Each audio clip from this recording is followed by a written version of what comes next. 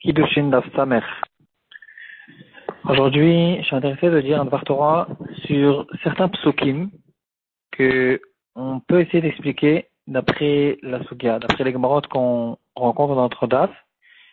On va donner une explication très belle qui nous a été donnée par le Gour Aryeh, un des Mefarshim sur Rashi, sur le pasuk, un pasuk qui se trouve au début de Parashat Re'eh.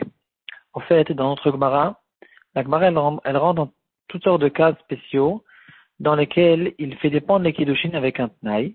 Il fait une condition sur les Kiddushin de manière à ce que les Kiddushin ne fassent pas effet tout de suite. Par exemple, il dit que les Kiddushin fassent effet dans 30 jours. Entre-temps, quelqu'un d'autre l'a marié. Et là, on se pose la question, à qui elle est mariée? Au premier ou au deuxième? Dans ce cas-là, on dit que là, elle sera mariée au deuxième. Et par contre, si le premier, il a dit, Me'arshav ou l'achar lamed, il a fait dépendre les Kiddushin. Il a dit, dans 30 jours, tu seras marié rétroactivement. Ici, on se retrouve dans un gros problème. Comment ça marche exactement ce rétroactivement? Si quelqu'un d'autre l'a marié entre-temps, c'est qui dépasse, c'est qui ne dépasse pas. Il y a une marquette là-dessus dans la Gemara.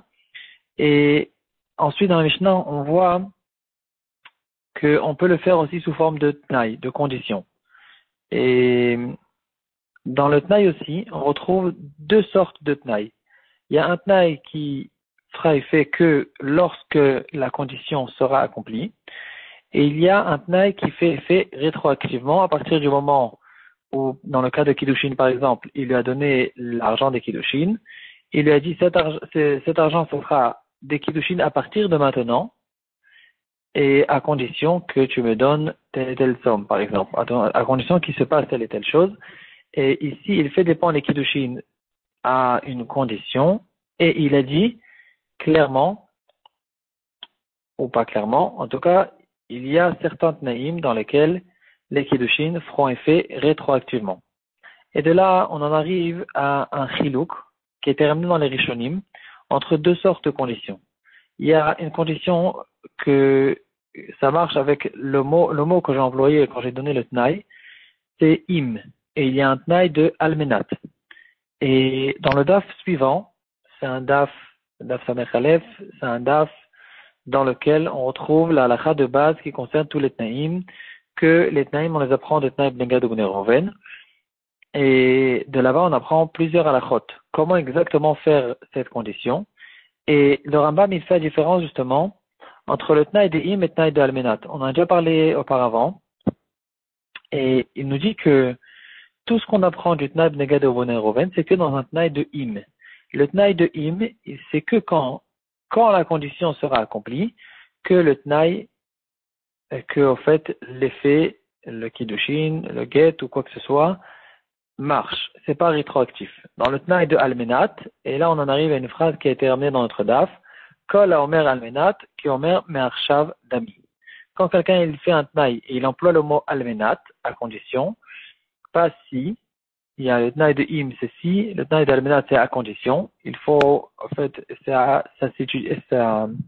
vérifier. Quand je fais un tnaï en français, par exemple, ou dans une autre langue, je fais un commerce, je fais quelque chose, et j'emploie certains mots qu'on a l'habitude de traduire dans d'autres langues.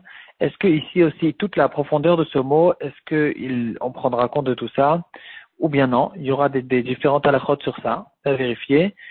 Et en tout cas, dans le Lashon HaKodesh, quand je dis im, alors c'est pas rétroactif. Quand je dis almenat, c'est rétroactif. On a déjà expliqué, peut-être que demain on en reparlera. Comment ça marche exactement ce tnaï? Peut-être que même on apprend le tnaï. En fait, il y a carrément deux parashir dans la Torah. Il y a le tnaï Bnegad ou Bnei Reuven que là on apprend tout le tnaï de im. Le tnaï d'almenat, on apprend d'autre part. Et dans le tnaï de almenat, on n'a même pas besoin d'avoir les halachot qu'on apprend dans le tnaï de Bnegad Bnei Reuven. On n'a pas besoin, par exemple, de doubler le tnaï.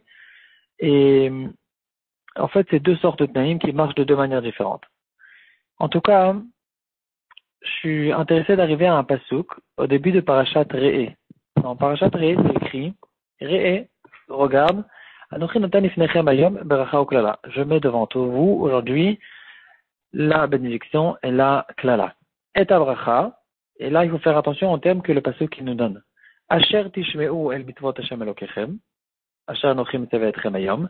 La bracha, lorsque Asher, en tout cas, on emploie le mot Asher, et c'est sur ça qu'on va s'attarder. Lorsque vous écouterez, vous ferez le mitzvot de Hachem, et le pasuk d'après va là, im lo tishmeu. Et là, on comprend pas, en fait, la différence que le pasuk nous a donnée dans les deux côtés de cette pièce. À propos de la bracha, on dit Asher tishmeu, et la klala, c'est im lo tishmeu. Et quand on ouvre Rashi, il dit et bracha Asher tishmeu, almenat Asher tishmeu. Là, Rashi nous rajoute deux mots qui n'ont pas été écrits dans le pasuk. Et il nous dit, la bracha, c'est à condition que vous écoutiez. Et la question qui se pose, c'est pourquoi Rashi, il a employé un mot qui est différent que le mot qui a été écrit dans la Torah à propos de la klala. Donc à propos de la bracha, on a almenat, et à propos de la klala, c'est on a im. Ici, on voit, après l'introduction qu'on a donnée, on voit cette différence entre le terme qu'on emploie quand on dit almenat et le terme de im. Et le Gourarié, un des Mefarshim sur Rashi, il y a un gros Kovet Mefarshim, un Shulchan, en fait un Mikraot Gdolot, un Chumash avec beaucoup de Mefarshim sur Rashi sur la Torah. Rashi sur la Torah, c'est connu. Chaque mot il est écrit en Ruach HaKodesh, on comprend pas tout, il y a des profondeurs, il y a des choses incroyables que les Chonim sortent de chaque mot qu'il y a sur Rashi. Dans Rashi, et en tout cas, le Gourarié, il nous dit la chose suivante. Puisqu'on a vu dans notre Gemara que Almenat c'est rétroactif et Im c'est pas rétroactif, alors on peut expliquer le pasuk de la manière suivante. Et bracha, Asher Tishmeu. Donc, la bracha, c'est pas écrit Im Tishmeu, c'est Asher Tishmeu, et comme l'explique Rashi, Asher veut dire Almenat. Donc, à condition, si Hachem il nous fait une condition, si vous faites les mitzvot, alors vous recevrez la bracha, mais la bracha elle est almenat, elle est rétroactive, c'est-à-dire Hachem nous dit la bracha je vous la donne tout de suite vous recevez déjà la bracha, mais quand même faites attention parce que il y a une condition sur cette bracha. La bracha elle ne va pas continuer tout le temps, elle dépend des mitzvot que on va faire. La klala par contre, Hachem il nous dit im lo tishmeu. La klala, elle ne va bien sûr pas arriver tout de suite. Elle n'est pas rétroactive, elle n'est pas à partir de maintenant. La bracha, la klala, elle arrive, chas v'shalom, que dans le cas où on fait des averot, et lorsque ça se passera, c'est qu'à partir de ce moment-là où les klalot vont tomber, chas v'shalom. En tout cas, c'est ça le très beau pshat que nous donne le Gourarié à la base de ce Rashi. En fonction de ça, on pourrait peut-être expliquer un autre Rashi qui se trouve dans un passage qu'on lit tous les jours dans le Kriyat Shema.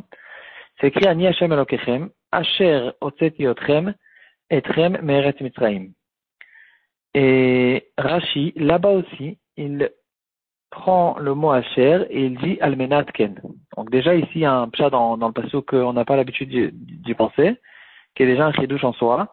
Ani Hashem Elokechem, sachez que c'est moi Hashem Elokechem, Asher Otzeti Etrem Me'eretz Mitzrayim, que je vous ai sorti de Mitzrayim à condition de ces choses-là. En fait, dans les psukim d'avant, c'est écrit les mitzvot, velot aturu, achare leavchem, achare enechem, ashatam zonim achem, leman tizkeru, vasitem etkom mitotai, viitem kdoshim elokechem, et la mitzvah de Tzitzit, bien sûr, qui est écrit au début de cette paracha. Et c'est là qu'Hachem nous dit, sachez, je suis Hachem votre Dieu, que almenat ken, c'est à condition des mitzvot que je vous donne aujourd'hui, c'est à condition que vous fassiez les mitzvot, que je vous ai sorti de Mitzrayim. Et donc, la sortie de Mitzrayim aussi, elle est dépendante des mitzvot que l'on va faire. Ici, au fait, il y a quelque chose à expliquer. Il y a quelque chose qui n'est pas très compréhensible. Qu'est-ce que ça veut dire? Hachem, il nous a déjà fait sortir de Mitzrayim. Maintenant, c'est vrai qu'il nous a fait sortir de Mitzrayim à condition qu'on fasse les mitzvot. Et maintenant, qu'est-ce qui se passe si on ne fait pas les mitzvot? Alors, on revient en Mitzrayim, on n'est pas sorti de Mitzrayim. Qu'est-ce que ça veut dire? Ici, c'est un peu difficile à comprendre. Mais peut-être, je propose un pshat personnel. On a l'habitude d'expliquer que pourquoi on dit Yetiat Mitzrayim. On aurait dû dire Yetia mi Mitzrayim. On est sorti de Mitzrayim. C'est pas qu'on a fait sortir Mitzrayim. Et là, l'explication que nous a été donnée par les balais Marshava, balais Amoussar, ou peut-être les grands de la Chassidut. En tout cas, il y a une explication qui nous dit que, au fait, Mitzrayim, c'est les forces du mal. Les forces du mal qui se trouvent en nous. Et Hachem, il nous a aidé à les faire sortir pendant les 40 jours. On s'est préparé à Matan Torah, 49 jours, et on a sorti Mitzrayim de nous. C'est ça qu'on dit Yetziat Mitzrayim. Donc c'est peut-être ça le pshat, que Hachem nous dit, je vous ai fait sortir de Mitzrayim, les mitzvot vont vous aider à faire sortir Mitzrayim de vous. Si vous ne faites pas les mitzvot, alors il n'y aura pas de siyata d'Ishmael de faire sortir la Touma de vous. Peut-être, c'est peut-être un pshat, c'est peut-être un peu lointain comme pshat, mais en tout cas, ici aussi on retrouve ce même genre de choses, que Rashi prend le mot Asher, et il nous dit, Asher veut dire Almenatken.